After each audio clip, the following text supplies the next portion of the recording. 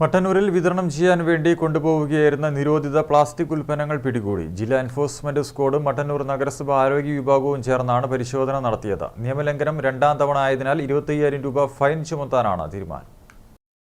പല വലിപ്പത്തിലുള്ള 1.5 കിൻഡലിലധികം നിരോധിത പ്ലാസ്റ്റിക് ക്യാരി ബാഗുകളാണ് മട്ടന്നൂരിൽ എൻഫോഴ്സ്മെന്റ് സ്ക്വാഡ് പിടിച്ചെടുത്തത്.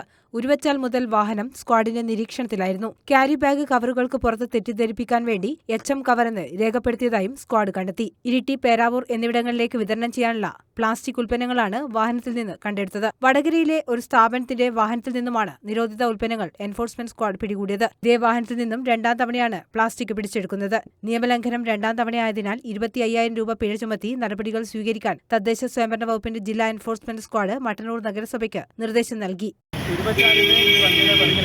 ഇത് എല്ലാ ആഴ്ചയിലും കൃത്യമായി കോഴിക്കോട് ജില്ലയിൽ നിന്ന് അനധികൃതമായി ഈ നിരോധ ഉൽപ്പന്നങ്ങൾ സംഭരിച്ചു കൊണ്ടുവന്ന് കണ്ണൂർ കാസർഗോഡ് ജില്ലകളിൽ വിതരണം ചെയ്യുന്ന ഒരു ഏജൻസിയാണ്. മുന്നേ ഞങ്ങൾ ഇതേ വാഹനം പിടിച്ചിരുന്നു. അപ്പോൾ ആദ്യ തവണ പിടിച്ചാൽ ഇതിൻ്റെ ഫൈന് 10,000 രൂപയാണ്. ഇത് രണ്ടാം തവണ ഇതേ വാഹനത്തിൽ നിന്നും മറ്റൊരു മുനിസിപ്പാലിറ്റി വെച്ചാണ് പിടിച്ചിരിക്കുന്നത്.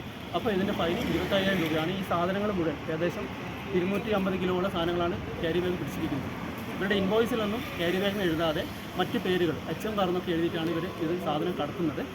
സംസ്ഥാന സർക്കാർ നിരോധനം ഏർപ്പെടുത്തിയിട്ടുള്ള പ്രധാനപ്പെട്ട ഒരു പ്ലാസ്റ്റിക് വിഭാഗമാണ് ക്യാരി ബാഗ്. അപ്പോൾ ഈ ക്യാരി ബാഗുകൾ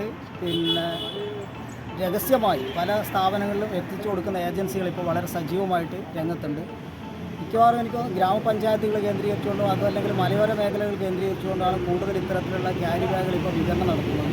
പരിശോധനയിൽ squad leader M. Laji, enforcement officer KR Ajaykumar, Mattannur നഗരസഭ clean city manager KK Kunhiraman, health inspector KM Prasad എന്നിവർ പരിശോധനയിൽ പങ്കെടുത്തു. News bureau, Mattannur.